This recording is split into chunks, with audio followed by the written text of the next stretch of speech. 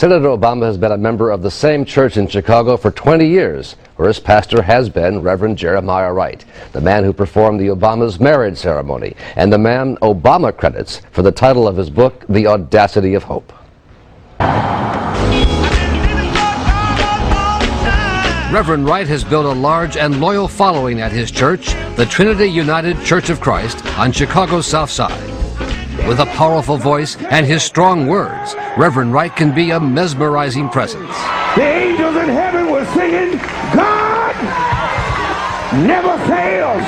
And he often uses the gospel to affirm his strong political views, as in this 2003 sermon, damning the United States for its treatment of blacks. The government gives them the drugs, builds bigger prisons, passes a 3-strike law, and then wants us to sing God Bless America? No, no, no. Not God Bless America. God damn America. That's in the Bible for killing innocent people.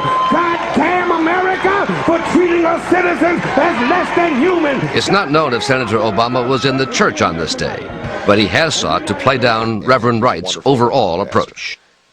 I don't think that my church is actually particularly controversial. During the campaign, the senator has defended what he calls Reverend Wright's social gospel. So he was one of the leaders in calling for divestment from South Africa and some other issues like that. And he thinks it's important for us to focus on what's happening in Africa. And I agree with him on that. But an ABC News review of more than a dozen sermons, which are offered for sale by the church, found Reverend Wright going far beyond issues of Africa. He refers to the U.S. as under the influence of the Ku Klux Klan. And they will not only attack you if you try to point out what's going on in white America, U.S. of KKKA. He regularly mocks black Republicans as sellouts. They live below the sea level. They live below the level of Clarence Colin and condemnesia. In his first sermon after September 11th, 2001, Reverend Wright said the U.S. had brought on the attacks with its own terrorism. We bombed Hiroshima, we bombed Nagasaki, and we nuked far more than the thousands in New York and the Pentagon, and we never batted an eye. We have supported state terrorism against the Palestinians and black South Africans, and now we are indignant because the stuff we have done overseas is now brought right back into our own front yards. America's chickens are coming home to roost.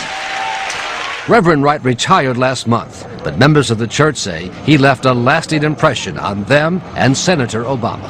He spoke the truth, continues to speak the truth, and people can label that as radical, but I think it's insightful.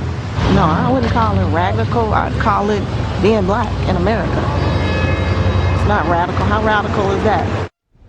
Reverend Wright declined to comment or appear on this program, as did Senator Obama. In his most recent appearance in Ohio, when he was asked about it, Senator Obama said that Reverend Wright was like an old uncle who sometimes says things I don't agree with.